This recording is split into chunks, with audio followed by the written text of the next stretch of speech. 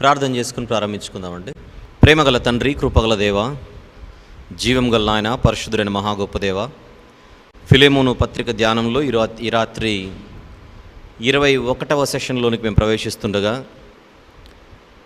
విలువైనటువంటి మీ మాటలు సరైన రీతిలో మేము ధ్యానించుటకు మీ కృపను, మీ యొక్క తోడును, మీ నడిపింపును సంపూర్తిగా మాకు అనుగ్రహించి మా జీవితాలను బలపరచమని, ఈ ధ్యానాన్ని మా వినికిడిలో ఆశీర్వదించమని వేడుకొనుచు తండ్రి. మీ ప్రియ కుమారుడు, మా అందరి ప్రభు, ప్రియ రక్షకుడైన యేసు ప్రభు వారి పరిశుద్ధమైన నామములు ప్రార్థన సమర్పిస్తున్నాము స్వామి. ఆమేన్. ప్రియమైన దేవుని వారలారా, ఫిలెమోను పత్రిక ధ్యానంలో ఈరోజు 21వ సెషన్లోనికి మనం ప్రవేశిస్తున్నాం. 25 వచనములు కలిగినటువంటి పత్రికను 5 ప్రధాన భాగాలుగా విభజించుకొని అందులో 3 ప్రధాన భాగాలను మనం ముగించుకొని ప్రస్తుతం 4వ ప్రధాన భాగంలో ఉన్నాం. 8వ వచనం నుండి 22వ వచనం వరకు ఉన్నటువంటి ఈ 4వ ప్రధాన భాగాన్ని తిరిగి 5 ఉపభాగాలుగా మనం విభజించుకొని ప్రస్తుతం మనము మొదటి ఉపభాగంలో ఉన్నాం. అది 8వ వచనం నుండి 11వ వచనం వరకు. 8వ వచనం నుండి 11వ వచనం వరకు ఉన్నటువంటి ఈ ఉపభాగానికి మనం ఒక సబ్ టైటిల్ ఇచ్చాం. అదే అధికారము మరియు మనవి, the authority and the plea అని మనం దానికి సబ్ టైటిల్ ఇచ్చి మనం మాట్లాడుకుంటున్నాం. ఇది ఒక సిఫారసు పత్రిక అని, అనగా రికమెండేషన్ లెటర్ అని ఫిలెమోను అనేటువంటి ఒక యజమానికి పౌలు అనేటువంటి ఒక భక్తుడు వాక్యము చేత తన కన్న కుమారుడు ఒనేసిము అనేటువంటి ఒక దాసుని విషయమై సిఫారసు చేస్తూ, ఒనేసిము అనేటువంటి ఈయనని ఫిలెమోను అనేటువంటి యజమాని తిరిగి స్వీకరించమని, అంగీకరించమని, చేర్చుకొనమని ఆయన ఒక ఆత్మీయ లేదా ఆధ్యాత్మిక ఉన్నతమైనటువంటి భావాలతో ఈ పత్రికను ఆయన వ్రాస్తూ ఉండడం మనం గమనిస్తున్నాం. ఆయనకు అపోస్తలుడిగా అధికారము కలిగినప్పటికీ ఆ అధికారాన్ని ఆయన ఉపయోగించుకోక ప్రేమతో వేడుకోవడానికి ఆయన ఇష్టపడుతున్నట్టుగా కొన్ని భాగాలుగా మనం మాట్లాడుకుంటూ వస్తున్నాం. ప్రియులారా, ఒకసారి మనం 8వ వచనం నుండి 11వ వచనం వరకు ఉన్నటువంటి భాగాన్ని ఒకసారి చదువుకుందాం. కావున యుక్తమైన దానిని గురించి నీకు ఆజ్ఞాపించుటకు క్రీస్తునందు నాకు బహుధైర్యము కలిగి ఉన్నను. వృద్ధుడను ఇప్పుడు క్రీస్తు యేసు ఖైదీనై ఉన్న పౌలను నేను ప్రేమను బట్టి వేడుకొనుట మరి మంచిదనుకొని నా బంధకములలో నేను కనిన నా కుమారుడుగు ఒనేసిము కోసరము నిన్ను వేడుకొనుచున్నాను. ఇది 10వ వచనం వరకు. నిన్న రాత్రి, అనగా ఇంతకుముందు సెషన్లో ప్రకటించినట్టుగా 10వ వచనాన్ని నిన్న రాత్రితో మనం పూర్తి చేసుకుని ప్రస్తుతం మనము 11వ వచనంలోనికి ప్రవేశించడానికి సిద్ధపడుతున్నాం. ఒకసారి 11వ వచనాన్ని మనం చదువుకుందాం. అతడు, అనగా ఒనేసిము, అతడు మునుపు నీకు నిష్ప్రయోజనమైన వాడే కానీ ఇప్పుడు నీకును నాకును ప్రయోజనకరమైన వాడాయెను. జాగ్రత్తగా మన ధ్యానాన్ని ప్రారంభిద్దాం. ఫిలెమోను గారు ఒనేసిము గారిని అంగీకరించడానికి పౌలు భక్తుడు ఒక చక్కనైన కారణాన్ని, ఒక రీజన్ని ఆయన ఇక్కడ ప్రస్తావిస్తున్నాడు. ఏమిటది? ఒనేసిము అనేటువంటి ఈ కుమారుడు మునుపు, నేను ఒప్పుకుంటాను ఒక నిజాన్ని, నీకు నిష్ప్రయోజనమైన వాడే 100%. ఒనేసిమును స్వీకరించు స్నేహితుడా, మిత్రుడా, ప్రియుడా అని నేను అడిగితే ఎందుకు స్వీకరించాలనే క్వశ్చన్ ఖచ్చితంగా నీకు రైజ్ అవుతుంది. దేనికి పనికి వస్తాడని నేను స్వీకరించాలి? స్వీకరించిన తర్వాత మరలా చేసిన తప్పు చేయకుండా ఒక నమ్మకమైన వాడుగా ఉంటాడన్న గ్యారంటీ ఏముంది ఇక్కడ? ఇలాంటి ప్రశ్నలు ఒక 100-200 ప్రశ్నలు ఆయనకు పుడతాయి.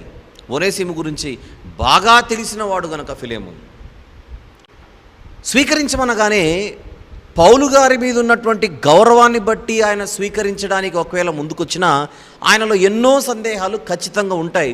ఆ సందేహాలన్నిటిని ఆయన అడగొచ్చు, అడగకపోవచ్చు. దీని అంతటినీ దృష్టిలో పెట్టుకొని పౌలు గారు ముందస్తుగా ఒక చక్కని విషయాన్ని 11వ వచనంలో ఆయన వ్రాస్తున్నారు. చూద్దాం. అతడు మునుపు నీకు నిష్ప్రయోజనమైన వాడే. అది 100% కరెక్ట్. అది ఒకప్పుడు నీకు పనికిరాని వాడే, దానిని అంగీకరిస్తున్నాను కూడా, కాదనట్లేదు. అయితే ఇప్పుడు నీకును నాకును, నీకే కాదు నాకు కూడా, నాకే కాదు నీకు కూడా ఇప్పుడు ప్రయోజనకరమైన వాడు. అంటే ఒక కొత్త ఒనేసిమును నువ్వు చూడబోతున్నావు. పాత ఒనేసీము వేరు, క్రొత్త ఒనేసీము వేరు. ఒకప్పుడు ముందున్నటువంటి స్థితి వేరు, ప్రస్తుతము నీ కళ్ళ ముందు కనిపించబోయే ఈ పత్రికను అందుకున్నప్పుడు నీ కళ్ళ ముందు నిలబడే ఒనేసీము వేరు. రెండు కాలాల గురించి మాట్లాడుతున్నాడు. ఒనేసీము యొక్క గతకాలం, ఒనేసీము యొక్క ప్రస్తుత కాలం. ఒనేసీము యొక్క పాత జీవితం, ఒనేసీము యొక్క క్రొత్త జీవితం. పాత జీవితం అనేది నిష్ప్రయోజనమైనది, క్రొత్త జీవితం అన్నది ప్రయోజనకరమైనది. రెండోసారి, పాత జీవితం అన్నది నిష్ప్రయోజనమైనది, క్రొత్త జీవితం అన్నది ప్రయోజనకరమైనది. మూడోసారి, ప్రభువులోనికి రాకముందు పాత జీవితం అంటే, ప్రభువులోనికి రాకముందు నిష్ప్రయోజనమైనది, ప్రభువులోనికి వచ్చిన తర్వాత ప్రయోజనకరమైనది. అది పిక్చర్. ఈ పరిస్థితి కేవలం ఇక్కడ కనబడుతున్నటువంటి ఒనేసీము అనేటువంటి వ్యక్తి జీవితంలోనే జరుగుతూ ఉంటుందా, లేదా జరిగిందా? లేకపోతే ప్రపంచంలో ఏ వ్యక్తిని తీసుకున్నా ప్రభులోనికి రాకముందు అతని జీవితం, ప్రభులోనికి వచ్చిన తర్వాత అతని జీవితం. అలా మనం ఆలోచించగలిగితే ఇక్కడ ఒనేసీము గారిని మార్చింది ఎవరు? ఒనేసీము గారి యొక్క మార్పుకు కారణం ఏంటి?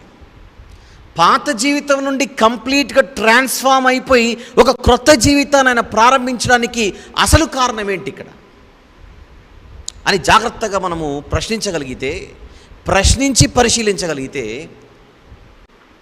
పౌలు గారే చెప్పారు పైన వచనంలో, నా బంధకములలో నేను కన్న కుమారుడు అని అన్నాడు. బాగానే ఉంది, కానీ ఇంతకు ఎలా కన్నాడు ఆయన? ఎలా కన్నాడు? అదే కొన్ని ఎపిసోడ్లలో మనం చూసాం, గత శీర్షికలలో లేదా గత భాగాలలో. కొరింథీయులను ఎలాగైతే కన్నాడో ఆయన, ఒనేసీమును కూడా అలానే కన్నాడు. కొరింథీయులను ఎలా కన్నాడని పలుమార్లు మనం ఈ యొక్క పత్రిక వివరణలో మనం గమనించాం. ఆయన ఒకసారి చూద్దాం. కొరింథీయులకు రాసిన మొదటి పత్రిక 4వ అధ్యాయము. కొరింథీయులకు వ్రాసిన మొదటి పత్రిక 4వ అధ్యాయము 15-16 వచనములు తెలుగు బైబిల్లో కలిసి ఉన్నాయి. చూద్దాం. క్రీస్తునందు మీకు ఉపదేశకులు 10,000 మంది ఉన్నను, తండ్రులు అనేకులు లేరు. నెక్స్ట్ మాట, క్రీస్తు యేసు నందు సువార్త ద్వారా నేను మిమ్మును కంటిని. ఓహో, కొరింథీయులు ప్రభువులోనికి రావడానికి గల కారణం పౌలు గారు ప్రకటించిన సువార్త అన్నమాట కారణం. అలాగే ఇక్కడ ఒనేసీము అనేటువంటి వ్యక్తి కూడా ప్రభువులోనికి రావడానికి గల ముఖ్య కారణం సువార్త అన్న సంగతి మనం మర్చిపోకూడదు. అంటే సువార్తకు అంత శక్తి ఉందా? సువార్త అంత శక్తివంతమైనదా? ఒక మనిషి తన పాత జీవితం అంతటికీ స్వస్తి చెప్పి, ఒక మనిషి తన పాత జీవితాన్ని పాతేసి ఒక క్రొత్త జీవితం ప్రారంభించిన తర్వాత పాతదైన పులిపిండిని కంప్లీట్గా చంపేసి సమాధి చేసి ఒక క్రొత్త జీవితాన్ని ప్రారంభించగలిగే అలాంటి మార్పును ఒక వ్యక్తిలో తీసుకొని రాగలిగేంత శక్తి సువార్తకుందా? వాక్యానికి ఉందా? దేవుని మాటలకుందా? ఉంది అనే ప్రూవ్ అవుతుంది అనేక మంది జీవితాలలో. ఇక్కడ కొరింథీయులు కానీ, ఫిలిప్పీయులు కానీ, తెసలోనికైలు కానీ, ఎఫెసీలు కానీ, గలతీయులు కానీ, మీరు ఎవరినైనా తీసుకోండి, బైబిల్లో కనబడుతున్నటువంటి సంఘాల గురించి మాట్లాడుతున్నారు. వాళ్ళందరి జీవితాలలో ఇలాంటి గొప్ప మార్పుకు కారణం సువార్త, గాస్పల్. ఏంటి సువార్త అని అడిగితే, సువార్త శక్తివంతమైనది, ఒక మనిషిని మార్చగలిగేంత శక్తివంతమైనది. కొద్దిసేపు మనము సువార్త యొక్క పని, సువార్త యొక్క శక్తిని మనం ఖచ్చితంగా కూడా ఇక్కడ ఆలోచించాల్సిన అవసరం ఉంది. ఎందుకు? పాత జీవితంలో ఒనేసీము అనేటువంటి వ్యక్తి ఒక నిష్ప్రయోజనమైన వాడైతే, గుడ్ ఫర్ నథింగ్ అయితే, క్రొత్త జీవితంకి వచ్చేసరికి ఆయన ప్రయోజనకరమైన వాడుగా మారిపోయాడని పౌలు గారు ఆయన గురించి సాక్ష్యం చెబుతున్నాడు. చెప్పాలని కాదు, అన్ని పరిశీలించే చెబుతున్నాడు. దగ్గరగా ఒనేసీమును చూసిన తర్వాత, ఒక అనుభవజ్ఞుడిగా ఆయనను గమనించిన తర్వాత, ఒనేసీము గురించిన సాక్ష్యం పౌలు గారు చాలా నమ్మకంగా, దృఢంగా, విశ్వాసంతో ఇస్తున్నటువంటి మాటలు ఇవి. దానికి ప్రధాన కారణం ఎవరు అని చూస్తే మనకు అక్కడ సువార్త అన్నది కొట్టొచ్చుడు కనబడుతుంది. ఒనేసిము గారి పాత జీవితంలో ఆయన నడిచిన త్రోవలు వంకర త్రోవలు. ఆయన ఎన్నుకున్న మార్గం వంకర మార్గం, తిన్నని మార్గం కాదు. ఆయన జీవితం, ఆయన ఆలోచనలు, పరిస్థితి, నడతలు, వైఖరి అంతా కూడా ఏమాత్రము తిన్ననిదిగా లేని ఒక భయంకరమైన పరిస్థితి. పాత నిబంధనలో దుష్టుల త్రోవలు వంకర కలిగినటువంటి త్రోవలు అన్నటువంటి మాట 1-2 వచనాలు మనం చూసే ప్రయత్నం చేద్దాం. ఎందుకనగా ఒనేసిము యొక్క జీవితం తిన్నని మార్గంలోనికి వచ్చింది. కానీ గత జీవితం ఏంటి? గత జీవితంలో పరిస్థితి ఏంటో ఒక్కసారి దేవునికి దూరంగా ఉండేటువంటి వారి జీవితాల పరిస్థితి ఎలా ఉంటుందో సామెతల గ్రంథంలో ముందుగా ఒక వచనం చూద్దాం. 2వ అధ్యాయం, సామెతల గ్రంథము 2వ అధ్యాయం. దయచేసి మీరు 12వ వచనం నుండి 15వ వచనం వరకు 12వ వచనం నుండి 15వ వచనం వరకు వ్రాసుకోవాల్సిందిగా మనవి చేస్తున్నాను. 12వ వచనంలో దుష్టుల ప్రస్తావన కనబడుతోంది. అది దుష్టుల మార్గము నుండి, దుష్టుల గురించిన ప్రస్తావన. రైట్, చదువుదాం. అది దుష్టుల మార్గము నుండి, మూర్ఖముగా మాట్లాడు వారి చేతిలో నుండి నిన్ను రక్షించును. జ్ఞానం గురించి మాట్లాడుతున్నాడు. 13వ వచనం, అట్టి వారు చీకటి త్రోవలలో నడువవలెనని యథార్థ మార్గములను విడిచిపెట్టేదారు. దుష్టులు కీడు చేయ సంతోషించుదురు. బహుశా ఒనేసిము గారి పాత జీవితం అలాంటిది. అతి మూర్ఖుల ప్రవర్తన యందు ఉల్లసించుదురు. బహుశా పాత జీవితంలోని పరిస్థితి ఆయన అలాంటిదే. ఇప్పుడు జాగ్రత్తగా 15వ వచనానికి వస్తే, వారు నడుచుకొను త్రోవలు వంకరవి. ఆ వంకరవి అనే పదాన్ని దయచేసి మీరు గుర్తుపెట్టుకోవాలి కాసేపు. వారు నడుచుకొను త్రోవలు వంకరవి, వారు కుటిల వర్తనులు. వారు నడిచే త్రోవలు ఎలాంటివి? వంకరవి, చాలా భయంకరమైనవి. ఎప్పుడు ఎక్కడ ఎలా ఉంటారో వారికే తెలియని పరిస్థితి, ఒక గమ్యం అనేది లేని పరిస్థితి. ఒక చోటికి నేను చేరాలంటే ఈ మార్గము గుండా నేను ప్రయాణం చేయాలనేటువంటి ఆలోచన ఏమాత్రము లేకోకుండా, ప్రణాళిక అనేది లేకుండా, ఉద్దేశాలు అనేవి లేకుండా, సంకల్పం అనేది లేకోకుండా ఒక అన్ప్లాన్డ్ లైఫ్. ఒకవేళ ప్లానింగ్ అనేది ఉన్నా కూడా కేవలం సమాధి వరకే. సమాధి తర్వాత నా భవిష్యత్తు ఏంటని తన ఆత్మ గురించినటువంటి ఏమాత్రము చింత లేకోకుండా జీవించే పరిస్థితి. దాన్నే వంకర త్రోవ. నేను అనగానే శరీరం అనుకొని, ఈ శరీరానికి ఏం పెట్టాలి, ఈ శరీరం ఏం త్రాగాలి, ఈ శరీరం ఏం ధరించాలి అని కేవలం ఈ మట్టి శరీరం గురించిన ఆలోచనలు మాత్రమే ఒక మనిషి కలిగుండి, సమాధి వరకు మాత్రమే ఆలోచనలు కలిగి దానికోసము త్రోవలు ఏర్పరచుకొని ముందుకు నడుస్తుంటే అవి సంపూర్తిగా తిన్ననైనవి కాదు. ఆ క్రమంలో తను అనుకున్నటువంటి లక్ష్యాలు ఏవైతే తాత్కాలికమైనటువంటి ఆ లక్ష్యాలు చేరుకోవడానికి త్రోవ ఏదైనా పర్లేదు, దానిని ఏర్పరచుకొని ముందుకు సాగడానికి భయం లేకుండా, భక్తి లేకుండా నడిచే విధానం ఏదైతే ఉంటుందో అదంతా వంకర. అదే సామెతల గ్రంథంలో 21వ అధ్యాయానికి మనం రాగలిగితే, 21వ అధ్యాయం, అదే సామెతల గ్రంథం 21వ అధ్యాయం ఒకసారి 8వ వచనం చూద్దామా. 8వ వచనం, దోషభరితుని మార్గము మిక్కిలి వంకర మార్గము. ఏ మార్గం అది? వంకర మార్గం. అక్కడ వంకర త్రోవ అన్నాడు 2వ అధ్యాయంలో, ఇక్కడ వంకర మార్గము అని పిలుస్తున్నాడు. దోషభరితుని మార్గము మిక్కిలి వంకర మార్గము, పవిత్రుల కార్యము యథార్థము. యథార్థ మార్గం, వంకర మార్గం. ఇప్పుడు ఒనేసిము గారి పాత జీవితం ఏంటి? వంకరది, తిన్ననైన మార్గము కాదది. మరి ఆ తిన్ననైనటువంటి మార్గములోనికి ఈయనను నడిపించింది ఎవరు? ఆ తిన్ననైనటువంటి మార్గములోనికి ఈయనకు దారి చూపింది ఎవరు? జాగ్రత్తగా ఆలోచిద్దాం. అందుకే పాత నిబంధనలో భవిష్యత్తులో ఒక కాలం వస్తుంది, ఆ కాలాన వంకర మార్గాలన్నీ కూడా చక్కపరచబడతాయనే ఒక ప్రవచనం కనపడుతుంది. ఒక అద్భుతమైనటువంటి ఉన్నతమైనటువంటి భవిష్యత్తు ప్రణాళిక అది. మార్గములు వంకరవి, త్రోవలు వంకరవి అని అంటే మనం బయట నడిచే రహదారుల గురించి కాదు. అది రహదారుల గురించి కాదు, మన జీవితానికి మనం ఏర్పరచుకున్న మార్గాలు, మన వాహనాలు నడిచే రహదారుల గురించి కాదు ఇవి. మార్గాలు, త్రోవలు, దారులు అని మాట్లాడుతున్నప్పుడు ఒక రోడ్డు మీద మనం వెళ్ళేటప్పుడు రోడ్డు ఎన్నో వంకరలు తిరుగుతూ వెళ్తూ ఉండొచ్చు, కర్వ్స్ అనేవి చాలా ఎక్కువ ఉండొచ్చు. కానీ ఇది జీవిత మార్గం గురించి, జీవన మార్గము గురించి, ఈ జీవితానికి మనము ఏర్పరచుకొని నడుస్తున్నటువంటి త్రోవల గురించి మాట్లాడుతున్న మాటలు. అందుకే దేవుడు తన ప్రవక్తల నోట ఒక భవిష్యత్తును గురించిన ఒక ప్రవచనాన్ని ప్రవచింపజేశాడు. మీకు ఇష్టం వచ్చినట్టుగా మీరు నడుస్తున్నారు, కానీ మీకు ఇష్టం వచ్చినట్టుగా మీరు నడుస్తున్నారు కానీ భవిష్యత్తులో ఒక రోజు వస్తుంది, ఆ రోజు ఒక అవకాశాన్ని ఈ ప్రపంచానికి నేను ఇస్తాను. అప్పటికే ప్రపంచ ప్రజల మధ్య పాత నిబంధనలో ఇశ్రాయేలీలు నేర్పరచి, ఆ ఇశ్రాయేలీలకు ధర్మశాస్త్రాన్ని ఇచ్చి, ఆ ధర్మశాస్త్రానికి విధేయులుగా ఉంటే వారి జీవితాలు ఎలా ఉంటాయో చూపించాడు దేవుడు. ఆ ధర్మశాస్త్రానికి విధేయులుగా ఉండకపోతే ఎలా ఉంటుందో కూడా చూపించాడు ప్రపంచానికి.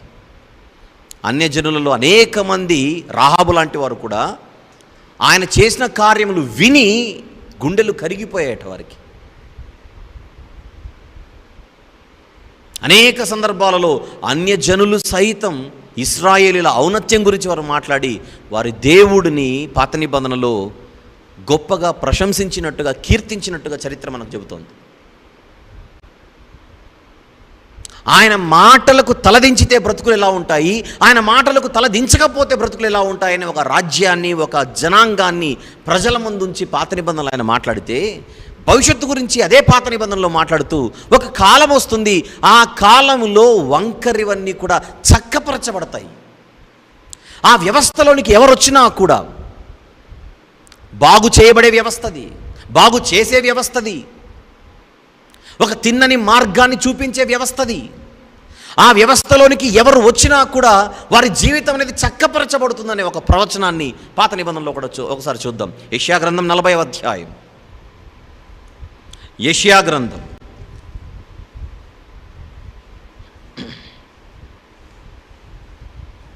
40వ అధ్యాయం. బాప్తిస్మమిచ్చి యోహాను గారి గురించిన ఒక చక్కని ప్రవచనం చూద్దాం. 3వ వచనం చూద్దాం. 3వ వచనం నుండి, ఆలకించుడి, అడవిలో ఒకడు ప్రకటించుచున్నాడు. ఎట్లనగా, అరణ్యములో యెహోవాకు మార్గము సిద్ధపరచుడి, ఎడారిలో మా దేవుని రాజమార్గము సరళము చేయుడి. ప్రతి లోయను ఎత్తు చేయవలెను, ప్రతి పర్వతమును, ప్రతి కొండను అణచవలెను. వంకరవి చక్కగాను, కరుకైనవి సమముగాను ఉండవలెను. ఓవరాల్గా సెట్ చేయాలి. సెట్ చేసే రోజులు, సెట్ చేసే రోజులు త్వరలో రాబోతున్నాయి. ఒక కాలం వస్తుంది, ఆ కాలాన ఒక శబ్దం వినపడుతుంది, ఆ కాలాన అరణ్యంలో ఒక కేక వినపడుతుంది. ఆ అరణ్యంలోని కేక ప్రజలతో మాట్లాడుతుంది. ఆ మాట్లాడినప్పుడు ఆ సమాజానికి ఒక సందేశాన్ని ఇస్తుంది. ఏమిటది?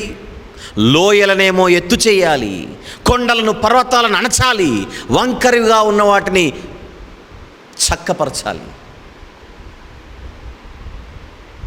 రాడ్ బెండింగ్ లాగా ఒక షేపుకు తీసుకొని రావాలి. పర్వతాలు, కొండలు ఎత్తుగా ఉంటాయి, వాటిని అణచాలట. ఎక్కడో లోయలు ఉంటాయి, వాటిని ఎత్తుపరచాలి. వంకరగా ఉన్న వాటిని చక్కపరచాలంటే ఏంటిదంతా కూడా మనిషి యొక్క జీవన శైలి గురించి చెప్పబడుతున్న ప్రవచనం అది. కొంతమందికి కళ్ళు నెత్తి నుండి, కళ్ళు ఆకాశం నుండి ఎవరిని పట్టించుకోకుండా, ఎవరిని లెక్క చేయకుండా, ఎవరంటే లెక్కలేదు, ఎదిరించడం, బెదిరించడం, అవసరమైతే చంపడం. ఎవరైనా గుర్తొస్తున్నారా మీకు? బెదిరించుటే ప్రాణాధారముగా బ్రతికిన వారు మన పౌలు గారు. ఏంటన్న జీవితం? Royal life. పైన ఉన్నాడు ఆయన, చాలా ఎత్తులో కూర్చున్నాడు, నన్ను ఎవరేం చేయలేరని. నేనే ఎవరినైనా ఏమైనా చేయగలను, నన్నెవరేం చేయలేరు. అలా పర్వతం పైన కూర్చున్నోండి దింపొద్దు కిందికి. మరొకడు నేను దేనికి పనికిరానని ఆత్మహత్య చేసుకోవడానికి రెడీగా ఉన్నాడు. ఎక్కడో లోయలో బలపరచాలి, లేపాలి.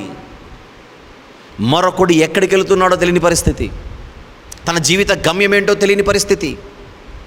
ఒక మార్గాన్ని ఏర్పరచుకున్నాడు, ఆ మార్గం మాత్రం తిన్నదిగా కనబడడం లేదు, వంకర. దాన్ని సెట్ చేయాలి. ఆ కాలం వచ్చింది, ఇక స్టార్ట్ అయిందనేటువంటి ఒక కేక అరణ్యములో వినపడుతుంది. భవిష్యత్తులో అంటున్నాడు యెషయా గారు. ఎవరి గురించి అది? అరణ్యములో ఒక కేక ఎవరిది? బాప్తిస్మమిచ్చి యోహాను గారి గురించిన ప్రవచనం అది. అదే యెషయా గ్రంథంలో ఒకసారి 42వ అధ్యాయానికి వద్దామా? 42వ అధ్యాయం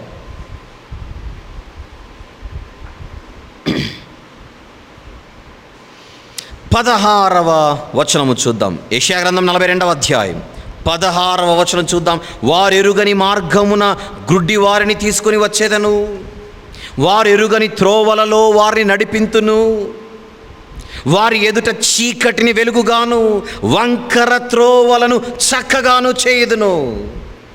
మొత్తం రిపేరింగ్ కార్యక్రమం భవిష్యత్తులో జరుగుతుంది. Shall we read it once again? 16వ వచనం. వారెరుగని మార్గమున గ్రుడ్డి వారిని తీసుకొని వచ్చేదను. ఎవరి గ్రుడ్డివారు? కళ్ళుండి చూడలేని వారు, చెవులుండి వినని వారు, హృదయముతో గ్రహించని వారు. పరలోకానికి అసలైన మార్గం అంటే ఏంటో, పరలోకం అనేటువంటి ఒక గమ్యాన్ని పెట్టుకొని బ్రతకాలనేటువంటి ఆలోచన లేకుండా గ్రుడ్డివారుగా అందులైన మార్గదర్శకులంట భవిష్యత్తులో. పరిసయ్యులు, శాస్త్రులు అందరూ ఎవరు? అందులు. వారు నడిపించేటువంటి మార్గంలో నడిచే వాళ్ళందరూ కూడా గుడ్డివారే. అదే నా కృత నిబంధనలు మనం చూసేది. గ్రుడ్డివారికి త్రోవ చూపిన ఎడల ఇద్దరు గుంటలో పడిపోదురు, వారి ఎదుట చీకటిని వెలుగుగాను వంకర త్రోవలను చక్కగాను చేయుదును. ఎవరి ద్వారా ఇదంతా? ఎవరి ద్వారా జరగబోతుంది ఇదంతా? అదే 42వ అధ్యాయము 1వ వచనం చూద్దాం. అదే 42వ అధ్యాయము 1వ వచనం. ఇదిగో నేను ఆదుకును నా సేవకుడు, నేను ఏర్పరచుకొనిన వాడు, నా ప్రాణమునకు ప్రియుడు, అతని యందు నా ఆత్మను ఉంచి ఉన్నాను, అతను అన్ని జనులకు న్యాయము కనపరచును. అలా కిందికి మీరు చదువుకుంటూ వస్తే ఎవరిని గురించిన ప్రవచనం అది? 40వ అధ్యాయంలో మనం చూసినది బాప్తిస్మమిచ్చి యోహాను గారి గురించినటువంటి ప్రవచనం. 42వ అధ్యాయానికి వచ్చేసరికి ప్రభువైన యేసుక్రీస్తు వారిని గురించినటువంటి ప్రవచనం అది. నెరవేరిందా లేదా అని అంటే చెప్పాల్సిన అవసరం లేదు. 100కు 100% ఈ ప్రవచనాలు నెరవేరిపోయాయి. ప్రవచనాలు మాత్రం నెరవేరడం కాదు, ఫలితాలు కూడా వచ్చినట్టుగా మనం బైబిల్లో చూడగలం. ముందుగా లూకాసు వార్త 3వ అధ్యాయం. లూకాసు వార్త 3వ అధ్యాయం తీద్దాం. 3 నుండి 6 వచనములు కలిసి ఉన్నాయి తెలుగు బైబిల్లో చూద్దాం. 3 నుంచి 6 వచనములు తెలుగు బైబిల్లో కలిసి ఉన్నాయి. జాగ్రత్తగా చూద్దాం. అంతరతడు వచ్చి, ఎవరు అతడు? పైన 2వ వచనంలో చివరి మాట. పోనీ 2వ వచనం చదువుకుందాం. అన్నయు కయపయు ప్రధాన యాజకులుగాను ఉన్న కాలమున అరణ్యములోనున్న జకర్యా కుమారుడైన యోహాను నొద్దకు దేవుని వాక్యము వచ్చెను. దేవుని వాక్యం వచ్చిన తర్వాత యోహాను గారు ఏం చేస్తున్నారో చూద్దాం. అంతరతడు వచ్చి పాపక్షమాపణ నిమిత్తము మారుమనసు విషయమైన బాప్తిస్మం పొందవలెనని యోర్దాను నదీ ప్రదేశం అందంతట ప్రకటించుచుండెను. తర్వాత ఏమంటున్నాడు ఆయన? ప్రభు మార్గము సిద్ధపరచుడి, ఆయన త్రోవలు సరళము చేయుడి, ప్రతి పల్లము పూడ్చబడును, ప్రతి కొండయు మెట్టయు పల్లము చేయబడును, వంకర మార్గములు తిన్నని వగును, కరకు మార్గములు నున్నవి నగును, సకల శరీరులు దేవుని రక్షణ చూతురు అని అరణ్యంలో కేకలు వేయించిన ఒక శబ్దమని ప్రవక్త అయిన యెషయా వాక్యముల గ్రంథమందు వ్రాయబడినట్టు అది నెరవేరుచున్నది. ఇక్కడ వంకరైన జీవితాలు, ఎక్కడో కూర్చున్న జీవితాలు, ఎత్తైన స్థలాలలో, ఎక్కడో లోయల్లో కూర్చొని తర్జన భర్జనతో పనికిరాని వారుగా బ్రతుకుతూ ఇక మా బ్రతుకులు వ్యర్థమనేటువంటి కృంగిపోయినటువంటి స్థితిలో ఉన్నటువంటి వారి జీవితాలు, ఏమాత్రం సాత్వికము లేని కరకు అనే పదం వాడు, కరకు మార్గములు నున్నైవగను, సాత్వికమే లేనటువంటి పరిస్థితిలో బతుకుతున్నటువంటి మరికొందరి జీవితాలు. అలాంటి వాటన్నిటిని సెట్ చేసే ప్రాజెక్ట్ వర్క్ స్టార్ట్ అయిపోయింది అంటున్నాడు యోహాను గారు.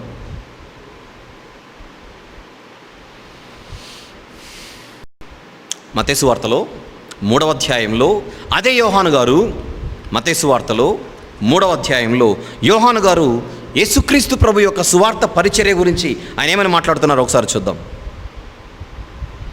12వ వచనం, 3వ అధ్యాయము 12వ వచనం. ఆయన చేతిలో ఉన్నది, ఆయన తన కళ్ళమును బాగుగా శుభ్రము చేయును.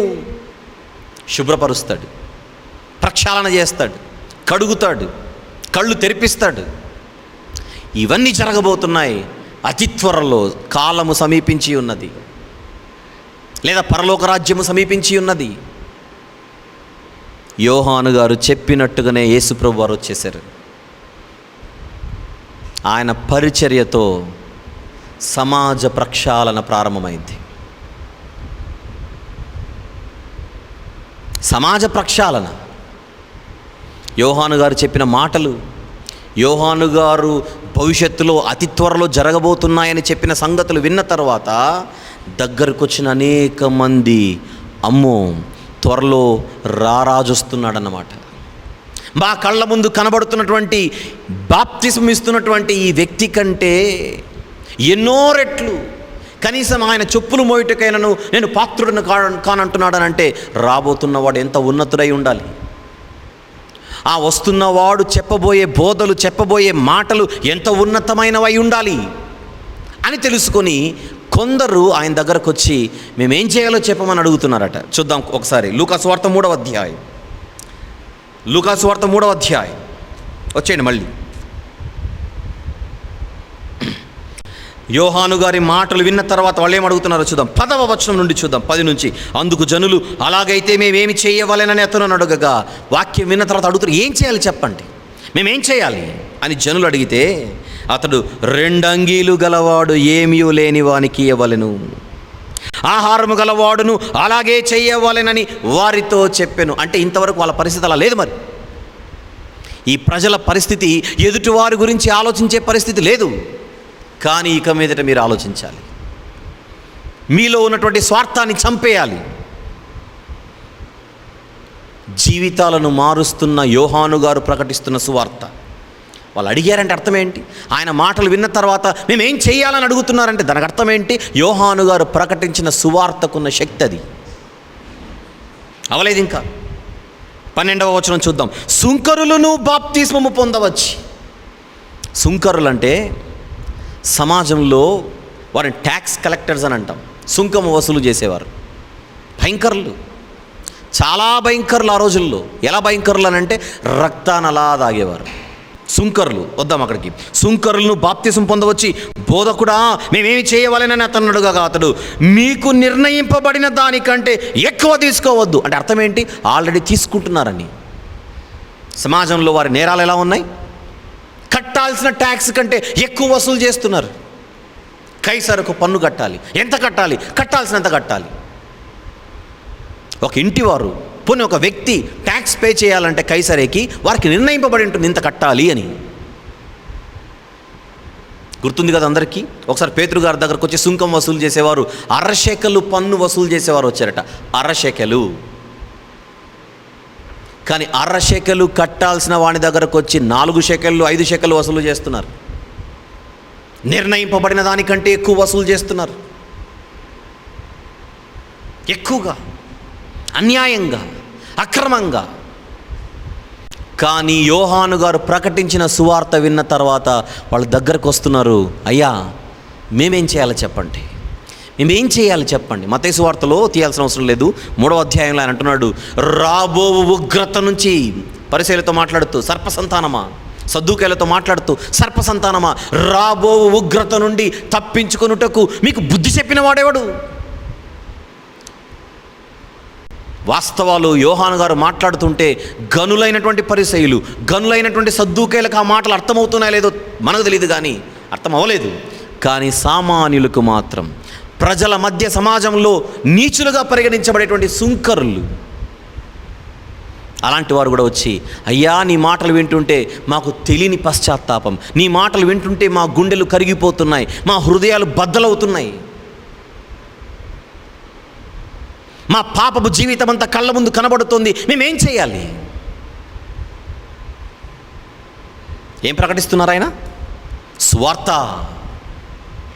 సువార్త, రాజ్య సువార్త.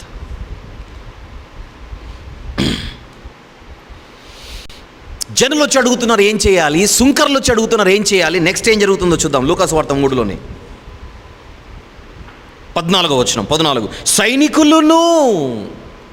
సైనికులు కూడా వారు వచ్చి మేమేమి చేయవలెనని అతన్ని అడిగిరు. అందుకు అతడు, ఎవరిని బాధ పెట్టకండి, ఎవరి మీదను అపనింద వేయకండి, మీ జీతములతో తృప్తిగా బ్రతకండి. ఏం జరుగుతుంది? ఆయన మాటలు వింటుండగా పల్లములు పూడ్చబడుచున్నవి, కొండయు మెట్టయు పల్లము చేయబడుచున్నవి, వంకర మార్గములు క్రమంగా దోచుకొని తన ఆస్తులు పెంచుకుంటున్నాడు. మరొకడేమో బెదిరిస్తున్నాడు, మరొకడేమో అపనిందలు వేస్తున్నాడు. సైనికులతో ఏం చెబుతున్నాడు ఆయన? ఎవరిని బాధ పెట్టకండి. సమాజంలో మీ పాత్ర చూస్తుంటే మీరు రక్షించే వాళ్ళుగా లేరు, భక్షించే వాళ్ళుగా ఉన్నారు. మీరు మీకున్న జీతంతో, ఆ మాట చూడండి అక్కడ, మీ జీతములతో తృప్తిగా బ్రతకండి. రక్షణ వ్యవస్థలో పనిచేసేవారే భక్షించేవారుగా మారిపోయారు. అలాంటి వారందరూ సువార్త శక్తికి లోనై, ఆ సువార్త శక్తికి ప్రభావితులై వారే వచ్చి అడుగుతున్నారు ఏం చేయాలి. చెరసాలలో ఉన్న పౌలు గారు, బంధకాలలో ఉన్న పౌలు గారు ఓనేసిము అనేటువంటి వ్యక్తి యొక్క జీవితాన్ని ఎలా మార్చగలిగాడు? ఆయన దగ్గర ఉన్నటువంటి శక్తి ఏంటి? ఆయన దగ్గర ఉన్నటువంటి సాధనం ఏంటి అని అడిగితే the answer is gospel, the power of gospel. సువార్తకు నిజంగా అంత శక్తి ఉందా అంటే చూస్తున్నాంగా. యోహాను గారి దగ్గర నుంచి చూస్తున్నాం ఆ సువార్తకు ఎలాంటి వాళ్ళు వచ్చి బెడ్ అయిపోతున్నారు. మనసు పెట్టి వింటే సువార్త ఎలాంటి వాడినైనా మార్చేస్తుంది. మనసు పెట్టి వినాలనే మనసు ఉండాలి, ఆలోచించాలనే మనసు ఉండాలి. నా కోసం, నా మంచి కోసం ఆ మాటలు వినపడుతున్నాయి, ఒక్కసారి ఆ మాటలకు నేను చెవిని ఇవ్వాలనేటువంటి ఒక చిన్న మనసు ఉంటే చాలు, ఒక మనిషి జీవితమే మారిపోతుంది.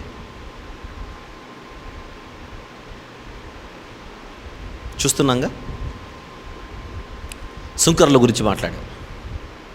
అలాంటి సుంకర్లలో సుంకపు గుత్తదారుడు అని చెప్పగానే వెంటనే మీకు గుర్తొచ్చే పేరేంటి? జక్కయ్య. ఆయన పరిస్థితి ఏంటి? అన్యాయంగా దోచుకున్నాడట సమాజంలో, అన్యాయంగా. ఆ వ్యక్తి పేరు ఎత్తితేనే సమాజం వారు ఉమ్మేసే పరిస్థితి.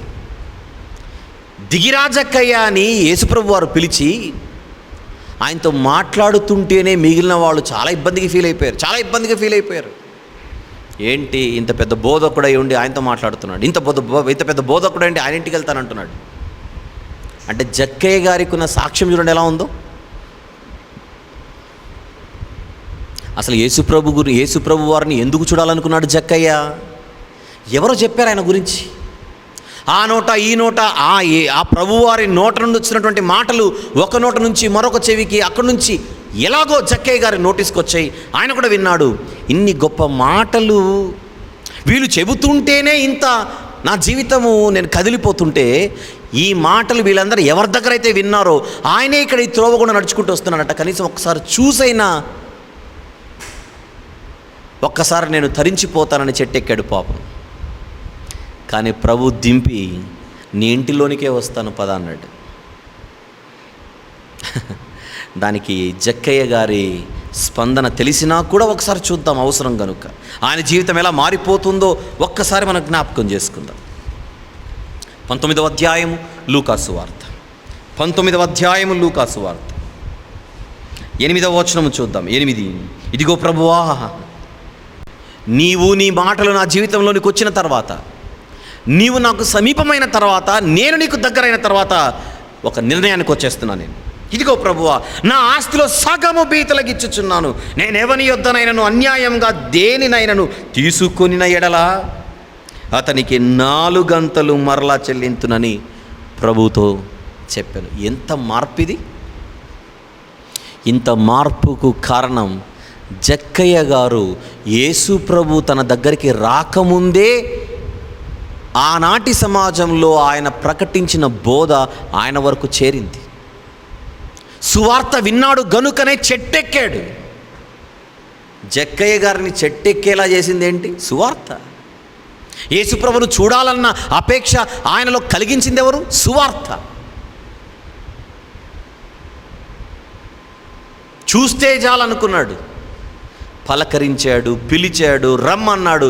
నేను ఇంటికి వస్తాను పదా అని భుజంపై చేయి వేశాడు. నీ మాట చాలయ్యా అంటున్నాడు జక్కయ్యక. నీ మాట చాలయ్యా, నేను కూడబెట్టుకున్న ఈ మూట వద్దయ్యా, నీ మాట చాలయ్యా. ఎంత మార్పు! ఆ సువార్త ఎందరినో మార్చింది, ఎందరినో మార్చింది. నేను పాపాత్ముడను ప్రభువా, నా యొద్ద నుండి వెళ్ళిపో అంటున్నాడు పేతురు గారు. నువ్వు రా, నేను మనుషులను పట్టు జాలరిగా చేస్తాను. ఆ మాట వినగానే నన్నెన్నుకుంటున్నాడేంటినా.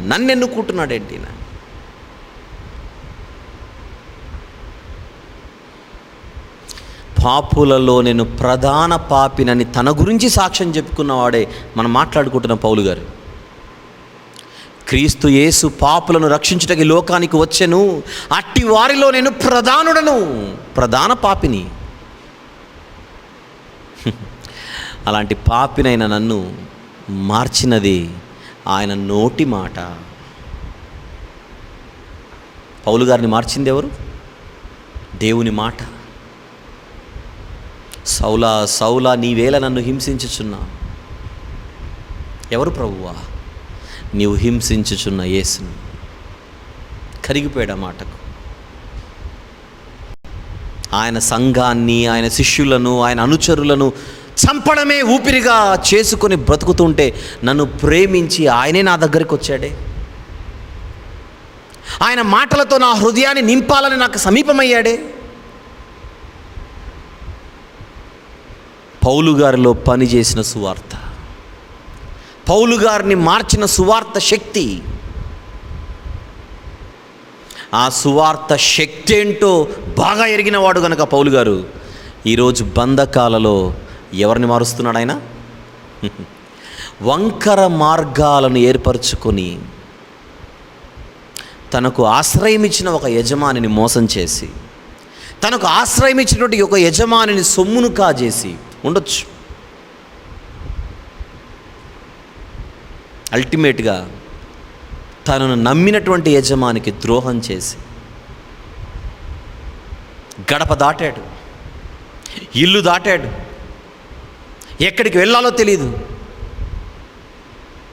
అన్యాయము చేసి, ద్రోహం చేసి పారిపోయిన ఒక దాసుని కోసం వేట మొదలవదా? వేటాడేవారు వెనుక వాంటెడ్ పర్సన్గా మారిపోయాడు. దొరికితే ప్రాణాలే గాల్లో కలిసిపోయేటువంటి పరిస్థితి. కొలసి ప్రాంతం నుంచి ఎక్కడికి వెళ్ళాలి? ఎఫెసుకి వెళ్ళినా డౌటే, దగ్గరే ఉంది. లవదొకియాకి వెళ్ళినా దగ్గరే, డౌటే ఉంది. లవదొకియాకి వెళ్ళినా కూడా అది దగ్గరే. దొరకకుండా ఈయన తప్పించుకోగలడనేటువంటి గ్యారంటీ లేదు.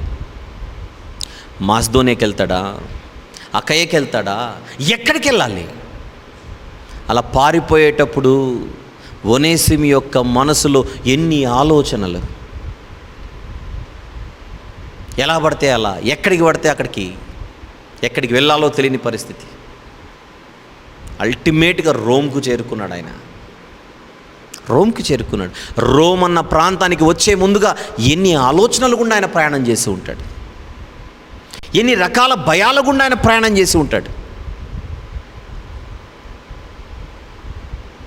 కానీ చివరికి రావాల్సిన చోటుకే వచ్చాడు. అక్కడికి రాగానే ఆయన చెవికి సువార్త వినపడింది. ఆ సువార్త ఆయన్ని ఆలోచింపజేసింది. వినగానే మారి ఉంటాడా? ఆలోచనలో పడిపోయి ఉంటాడు.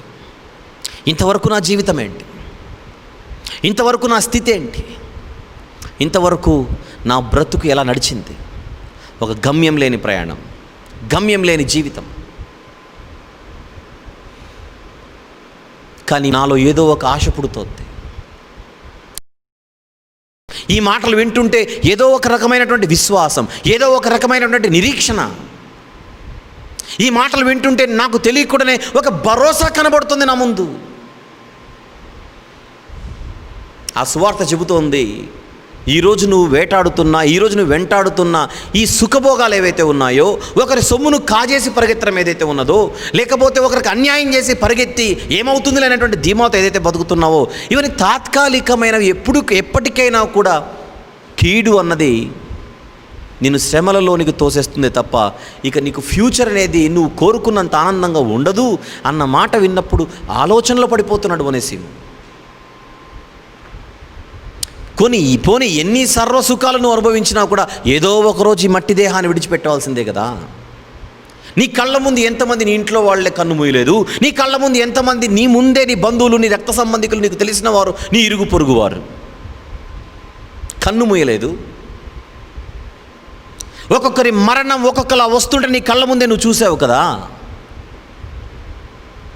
రేపు పొద్దున నువ్వు ఇలాగనే బ్రతికే ఉంటావా? ఏదో ఒక రోజు నువ్వు కూడా ఈ శరీరాన్ని విడిచిపెట్టి వెళ్ళిపోవాలా? ఇవన్నీ పౌలు గారు బంధకాలలో ఉండి ఆయనకు బోధించిన బోధలు ఇవి. ఆ మాటలని వింటుండగా ఆలోచనలోకి వెళ్ళిపోయాడు ఒనేసిము. అలా నువ్వు ఈ శరీరాన్ని విడిచిపెట్టిన తర్వాత ఒనేసిము అనేటువంటి ఆత్మవైన నీవు, నీ ఫ్యూచర్ ఏంటి?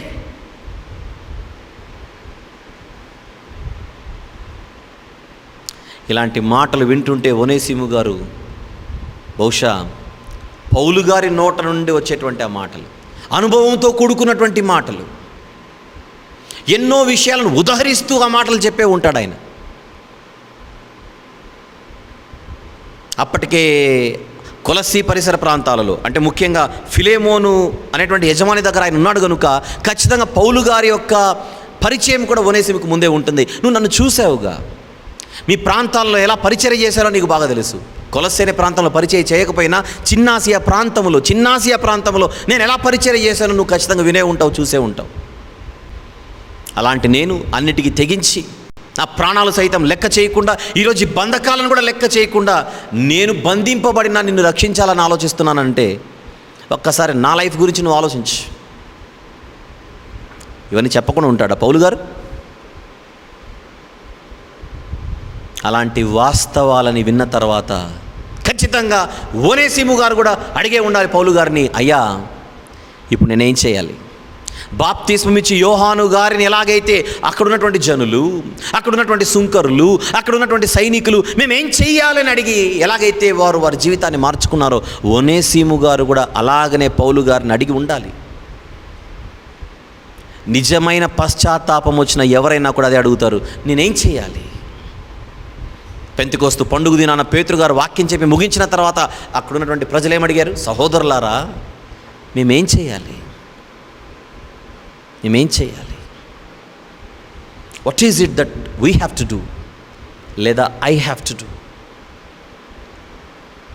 ప్రియమైన దేవుని వారలారా, ఎప్పుడు గుర్తుపెట్టుకోండి, దేవుడు తన దాసుల ద్వారా వినిపించే మాటలు ఏవైతే ఉన్నాయో అవి శక్తి కలిగినవి. యాకోబు గారు ఏమంటారు? మీ ఆత్మలను రక్షించుటకు శక్తి కలిగినది దేవుని వాక్యం. దానిని మీరు సాత్వికముతో అంగీకరించుడి. వద్దు, కాదు, అవసరం లేదు, నాకా నువ్వు చెప్పేది, నువ్వా నాకు చెప్పేది, నా ఇష్టం, నా జీవితం అని నువ్వు ఎదిరించి ఆ మాటలు లెక్క చేయకపోతే సమస్యలు కొని తెచ్చుకుంటావు. ఆ మనసుందా? ఆసక్తి ఉందా? మనసుంటే ఎంత ప్రయోజనమో పాత నిబంధనలో ద్వితీయోపదేశ కాండంలో ఒక వచనాన్ని చూద్దామా దయచేసి. ద్వితీయోపదేశ కాండం 5వ అధ్యాయం, ద్వితీయోపదేశ కాండం 5వ అధ్యాయం 29వ వచనం ఒక్కసారి చూద్దాం. 29వ వచనం, వారికి వారి సంతానమునకును నిత్యమును క్షేమము కలుగునట్లు వారు నా యందు భయభక్తులు కలిగి నా ఆజ్ఞలనన్నిటినీ అనుసరించు మనస్సు వారికి ఉండిన ఎడల మేలు అంటున్నాడు. చూడండి, మనస్సుంటే మేలు. దేవుని వాక్యం వినపడుతున్నప్పుడు మనకు మనసు ఉండాలి. మనసుంటే మార్గం ఉంటుందంటాంగా, కానీ ఎలాంటి మనసు ఉండాలి? అంగీకరించడానికి ఒక చక్కని సాత్వికమైన మనసు ఉంటే ఆ వాక్యం ఖచ్చితంగా చేస్తుంది. కానీ మంచి మనసు మనకు ఎప్పుడు ఉంటుంది? మన మంచి మనం కోరుకుంటే మంచి మాటలు వింటాం, అంతేనా? ఫస్ట్ ఆఫ్ ఆల్ నా మంచి నాకు ఉండాలి, నా మంచి నేను కోరుకోవాలి. ఎదుటోడి మంచి కోరుకున్నా కోరుకోకపోయినా మొట్టమొదట నా మంచిని మొట్టమొదట నేను కోరుకోవాలిగా. నిజంగా నా మంచిని నేను కోరుకునేవాడనైతే ఎదుట నా కళ్ళ ఎదుట నా మంచి కోసం వినపడుతున్నటువంటి మాటలు ఏవైతే ఉన్నాయో, నా మంచి కోసం అని ఎదుటోడు చెబుతున్నప్పుడు ఖచ్చితంగా ఆ మాటలు నేను చెవినిస్తాను, మనిషినైతే. అంతేనా? ఎంత దుర్మార్గుడైనా ఆరోగ్యం బాగలేకపోతే డాక్టర్ గారు చెప్పే 2 మంచి మాటలు వింటాడు కూర్చొని. ఎంత దుర్మార్గుడైనా డాక్టర్ గారు చెప్పే మాటలు ఎందుకు వింటాడు? ఈయన చెప్పే మాటలు నాకు అవసరం, ఈయన చెప్పే మాటలు నా లైఫ్ కోసం, నా హెల్త్ కోసం, ఆయన ఇచ్చే మందులు నేను వేసుకోవాలి. మట్టి శరీరము గురించి ఆరోగ్య సూత్రాలు ఒక 2 నిమిషాలు ఒక వైద్యుడు, ఒక డాక్టర్ గారు చెబుతుంటే మనం చెవినిచ్చి వింటున్నామే. ఆరోగ్య సూత్రం అన్నది శరీరం కోసం, ఆరోగ్య సూత్రాలు అనేవి మట్టి శరీరం కోసం, నడినెత్తి మొదలుకొని అరిపాదం వరకు. రోగులకు వైద్యుడు ఇచ్చే మాటలన్నీ కూడా ఈ శరీరం కోసం. చెవి పెట్టి వింటాం, చేతులు కట్టుకొని వింటాం. కానీ ఒక్కసారి ఈ శరీరాన్ని విడిచిపెడితే అప్పుడు మనం ఎవరమో మనకు తెలుస్తుంది, ఆత్మలమని. ఆ ఆత్మ గురించి చెప్పేవాడే ఒక దేవుని సేవకుడు. ఆ ఆత్మ భవిష్యత్తు గురించి మాట్లాడేవాడే దేవుడు పంపిన ఒక దాసుడు. ఆ ఆత్మ రక్షణ కోసం మాట్లాడేవాడే ఒక ఆత్మల రక్షకుడైన దేవుని సేవకుడు. ఆయన ఆత్మలను రక్షించుటకు శక్తి కలిగిన, జీవము కలిగిన ఈ మాటలను ప్రజల మంచి కోసం ఒక సేవకుడు మాట్లాడుతుంటే చెవినిచ్చే మనసు లేకపోతే చేతులారా మన స్వహస్తాలతో కష్టాలను కొని తెచ్చుకున్న వాళ్ళం అవుతాం. చరిత్ర మొత్తం అదే చెబుతుంది. దేవుని దాసులు చెప్పే మాటలను నిర్లక్ష్యం చేస్తే, లెక్క చేయకపోతే చేతులారా నాశనాన్ని తెచ్చుకోవడమే. ఎన్నో వచనాలు కనపడతాయి, కానీ ఒక్కటి చూద్దాం, దయచేసి ఒక్కటి చూద్దాం.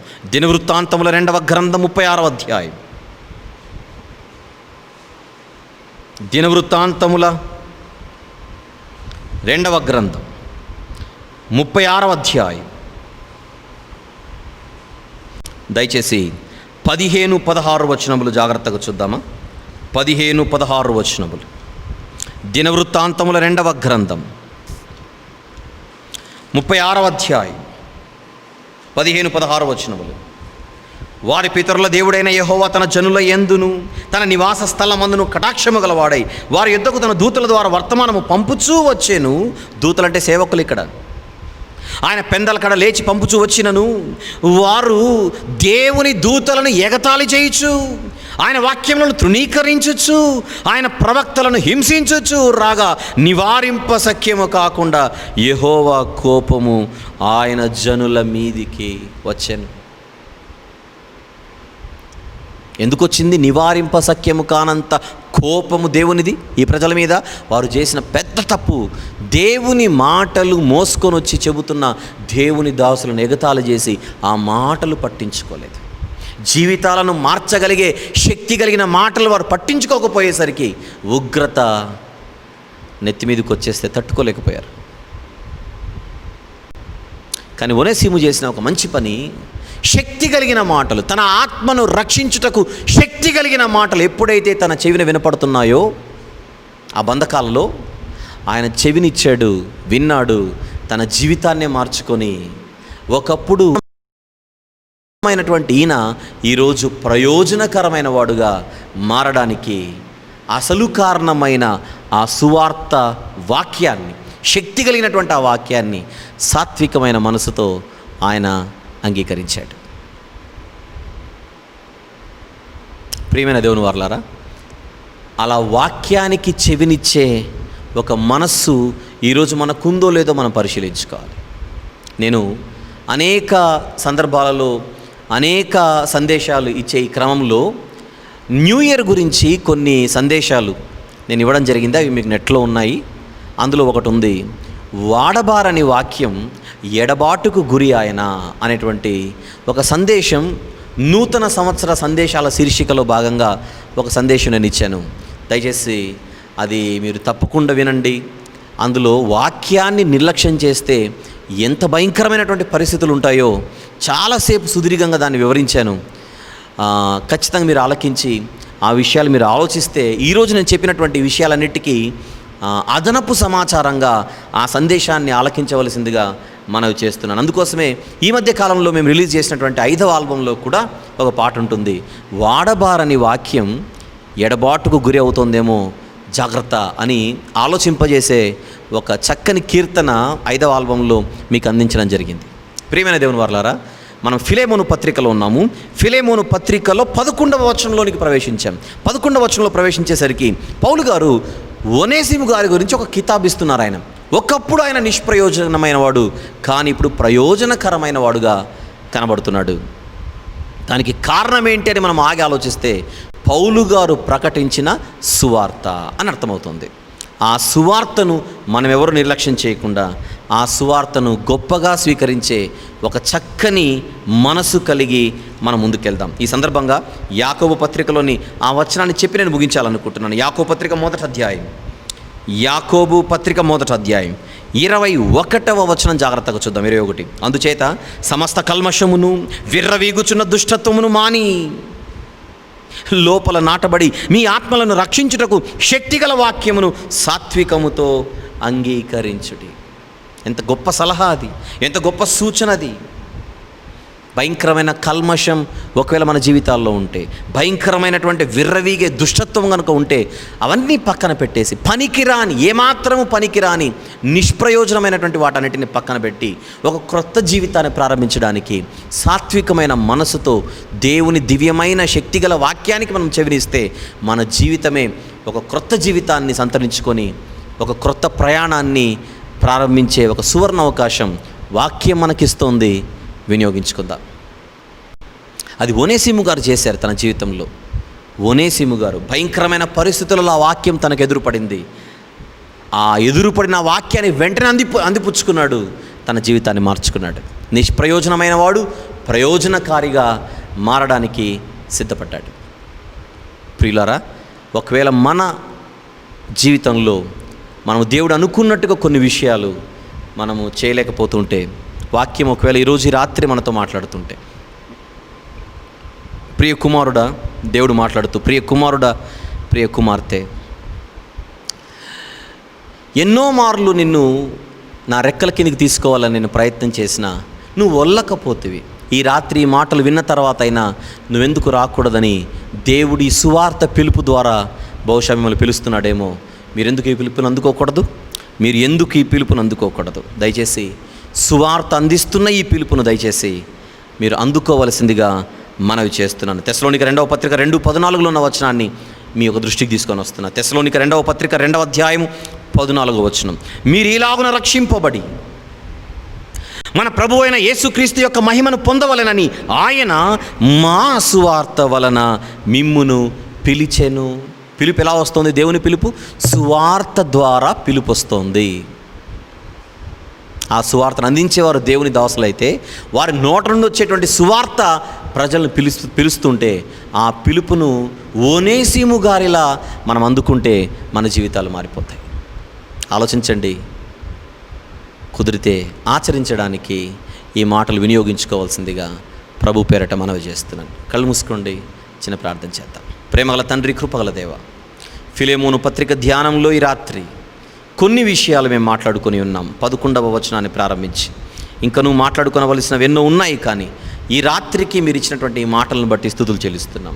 ఉన్న సమయంలో మేము మాట్లాడుకున్న ప్రతి మాట మా హృదయాలలో గొప్పగా పనిచేయలాగున సహాయం చేయండి తండ్రి. ఒనేసిము గారు తన జీవితంలో మారడానికి అసలు కారణం సువార్త అన్నది మా కళ్ళ ముందు కనబడుతోంది. వంకర త్రోవను విడిచిపెట్టి తిన్నని మార్గాన్ని ఎన్నుకొనుటకు ఆ సువార్తే మూల కారణంగా తండ్రి మా కళ్ళ ముందు కనబడుతుండగా అదే మాట, అదే వాక్యం, అవే మాటలు ఈరోజు మా అందరి మధ్య కూడా మీరు వినిపింపజేస్తున్నారు. ఒకవేళ మా జీవితాలు వంకరైన త్రోవలు కలిగి, వంకరైన మార్గములు కలిగి ఒకవేళ ప్రయాణం చేస్తుంటే మా జీవితంలో తండ్రి వాటిని తిన్నని మార్గంలోనికి మా జీవితాలను మేము చేర్చుకున్నటకు, మా జీవితాలలో మేము మార్చుకునవలసిన స్థితిని తండ్రి ఏవైతే మార్చుకోవాలో అవి మార్చుకున్నటకు సిద్ధ మనస్సు కలిగి మేము ముందుకు సాగునట్లు ప్రతి పరిస్థితిని కూడా తండ్రి మేము వినియోగించుకొనుటకు శక్తిని, మంచి జ్ఞానమును మాకు ప్రసాదించి బలపరచమని వేడుకొనొచ్చు. దూర ప్రాంతంలో ఉండి వాక్యమును వింటున్న మీ పిల్లలందరి జీవితాల్లో తండ్రి అవసరమైనటువంటి రావాల్సిన ఈవులు అనుగ్రహించమని, రేపు రాత్రి మరొక తరగతికి మేమందరం సిద్ధపడి చేరినట్లుగా సహాయం చేయమని యేసు ప్రభు వారి పుణ్యనామములు ప్రార్థన సమర్పిస్తున్నాము తండ్రి. ఆమేన్. తండ్రి, కుమార, పరిశుద్ధాత్మల ప్రేమ, కృపా, సహవాసం గడుపుతున్న మనందరితోనూ సర్వలోక పరిశుద్ధులందరితోనూ సదాకాలము తోడై ఉండి అత్యున్నతంగా నడిపించునుగాక. ఆమెన్. ఆమెన్. అందరికి వందనాలండి. సెలవు.